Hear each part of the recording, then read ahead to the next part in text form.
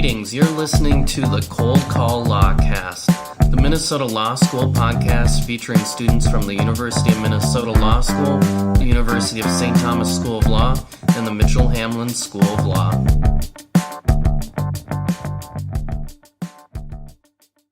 Welcome everyone to the Cold Call Lawcast. I'm Mitch, a law student from the University of St. Thomas School of Law, and with me are my co-hosts Hannah. Hi. From the U of M. Anthony from the Mitchell Hamlin School of Law. Hello.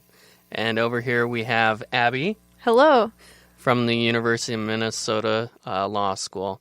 So on today's podcast, we'll be talking about important issues facing our current generation and what we feel are some of the most pressing legal issues. Later, we'll be talking with Sam Dugan, a 2L at the University of Minnesota, who has a background in environmental science. So let's start out the podcast by talking about, with my co-hosts, about some of the very pressing issues either in our legal system or that are currently in our political discourse, and kind of what you feel is the most pressing issue right now. So mine isn't very well formulated yet, but in my undergrad I majored in geography, and I'm really into how people use space, and sometimes they use it in ways that play upon power structures that already exist and to exclude other people. And a big part of that I'm interested in, is a very big topic right now, is immigration and citizenship and borders. Obviously been in the news a lot lately, and the rights that are tied, to like existing in certain spaces or not existing in certain spaces and other crossing between them, That's just bizarre stuff. What's your position on borders? Not about the borders, Hell yeah. Eliminating the borders. So have you been following pretty closely like the migrant crisis, not just in the U.S., but also over in Europe as well? Fairly closely. For like classes and stuff I did a project I think on Germany once, but I'm not as familiar with Europe, mostly the U.S., and then like South Asia a little bit. Right. Yeah. I mean, it's kind of interesting how all of this has really played out, in that, there's been a lot of taking of resources from like African countries, and then also the wars in the Middle East, and we've really, Western civilization has kind of decimated some of those regions. And so now that, we get a lot of people who are been displaced by this kind of interference, it's at then that point that we don't allow them into our country so that they can prosper just like us from kind of the fruits that we've kind of taken from other lands. And so it seems kind of like like putting salt into a wound that we created. I don't know what you guys think of that, but Yep. Yeah. Yep.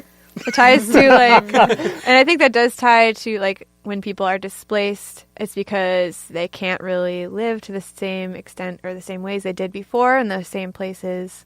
That didn't really make sense, but it does tie a lot too to the environment and how people use land, which I think is very interesting as well. Definitely. I think it's interesting how we've kind of, in a sociopolitical sense, turned back toward the kind of Calvinist predestination doctrine, which isn't really acknowledged on the front end. But if you think about when the Pilgrims came to the U.S., it was a really hardcore form of Christianity that said, it doesn't matter. The saved are chosen upon birth, and you can live the right way. That's fine. That's great. But whoever has been pre-chosen for salvation. And that is kind of the same position that hardcore nationalists take when it comes to people living on the earth in today's day and age. It's if you were born here, you're one of the chosen ones, and it's not really our problem that you were born somewhere else and didn't have the same opportunities. And it's not our issue how we got here. It's the fact that we're actually here. Yeah. Yeah. Nothing we can do about it. Oh, too bad. Actually, there are enough resources and there is stuff we could do about it, but we're going to ignore that because we can, and it's easy. Yeah, that's my biggest pet peeve, is when people talk about, people could just come in the legal way. People can just come in the legal way just like everyone else, blah, blah, blah, blah, blah. But the problem is our immigration system is so broken and laws are not in place to help these people who actually need it right away. I mean, coming in the legal way means waiting 15 to 20 years, being able to get heard, to be able to go to the border to come in.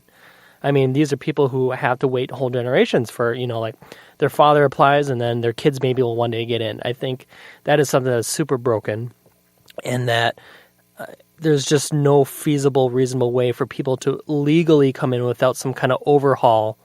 I mean, to appease these nationalists who say, well, if you want to do it, you should do it right, which I totally agree. If you want to come here, you should come in legally. But the problem is coming in here legally as we see it now is just not attainable for people who need it the most. And there needs to be some kind of overhaul in order to cater to these people who are refugees and who are fleeing the country. I mean, I know the United States does have an asylum and refugee set of immigration laws in place, but that still does not cover the vast majority of people who are still fleeing other countries and, are just looking for a safe haven from their own government. So I think in that sense, there's definitely more that we should be doing as a nation to reform immigration to make it more conducive for a more worldwide benefit. And stop destabilizing the rest of the world. Like Abby That's and Mitch definitely a big both one. mentioned, is like, ironically, why do people need to come here? Because we destabilize their country. Right, and especially made because it. we've had the crisis from Central America, where their country was destabilized thanks in part to stuff that we did in the 1980s, and now there's just this huge, explosion of gangs and violence and a clearly destabilized government where people are fleeing horrible situations over there, and what I think is really immoral, I think on our parts, is not allowing them into our country when we were actually the ones that caused that destruction and destabilization. So, Hannah, what is, after getting through this happy subject, Anthony, what is a pressing issue that you see in this in our current environment? I would say right now the thing that has always interested me the most, and what I guess I kind of loosely follow with the most, is gun control. We've been having gun violence in the country in the past couple of years, and it's definitely media has covered more of it. Gun control has been an issue that we're starting to see more of because of the new administration. I want to be able to phrase this right, because my stance on it is I'm very neutral. I'm in the middle. I like to debate about it. I like to argue both sides and articulate flaws on each side. I'm very passive, and my friends hate that. I listen to both sides, and I'm kind of like the mediator in a sense of my friends' conversations. But I think just having the discussion and understanding where people think that guns are a necessity because our Constitution gave us a legal right to have and bear arms, and those rights shouldn't be infringed. And then you get into textualism and how people who believe that the Constitution should be taken at their face versus people who believe that the Constitution is more of a live document that should be molded and changed with the times. So Right. I think maybe gun control stems to that kind of argument for me. That's what I'm mostly interested in, what today's problems are, I guess. A lot of it kind of talks about. So then putting you on the hot seat, what kind of changes do you think would be important to make in terms of gun control? I've had a lot of discussions with my friends, and I have a lot of conservative friends who are 100% pro, Second Amendment, things like that.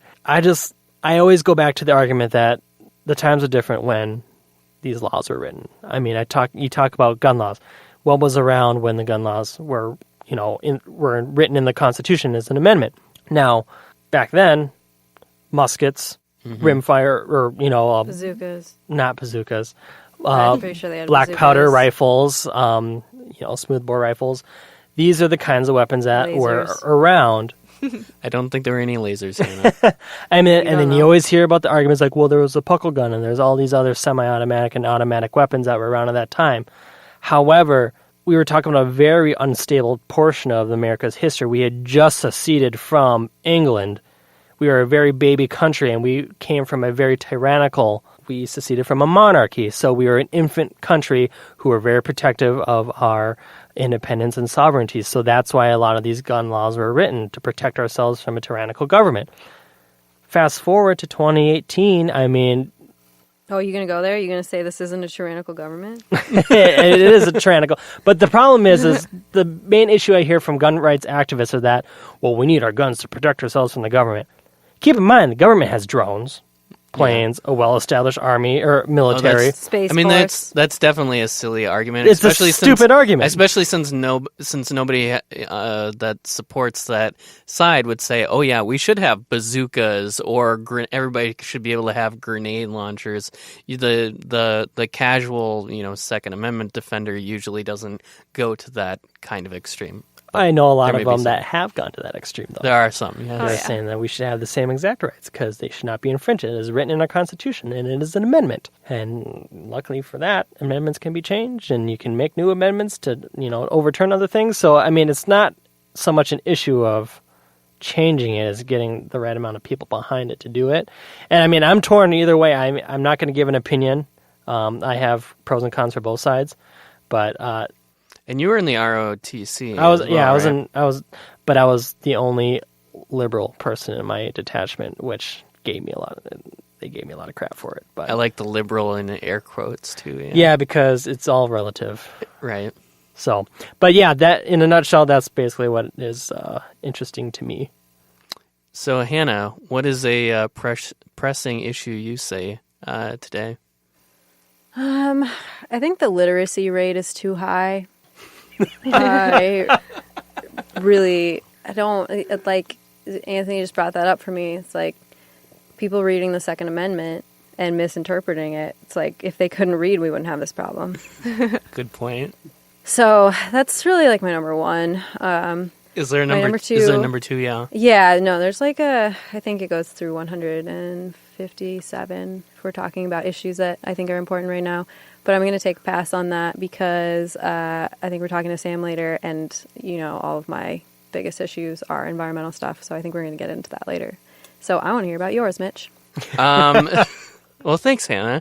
One of the big issues I think that to me is definitely cybersecurity, both at a personal level for individuals and for the governments as well. I definitely don't think the current administration is doing enough to protect us from cyber hackings from other countries. Definitely the amount of definitely think the interference in our election is definitely a big problem, and I also think that our interference in other elections, not our own, is a big deal, that we shouldn't be doing it. But definitely I don't feel that other countries can do it to ours, and we definitely need to protect ourselves from that kind of interference. So far, Russia has done a really good job at disrupting both ours and disrupting France through using holes in our cybersecurity. I think we definitely need to realize that of the future, the ways in which we protect ourselves is not having more aircraft carriers or more jets or anything. It's understanding cybersecurity and definitely increasing the strength of our infrastructure in that regards.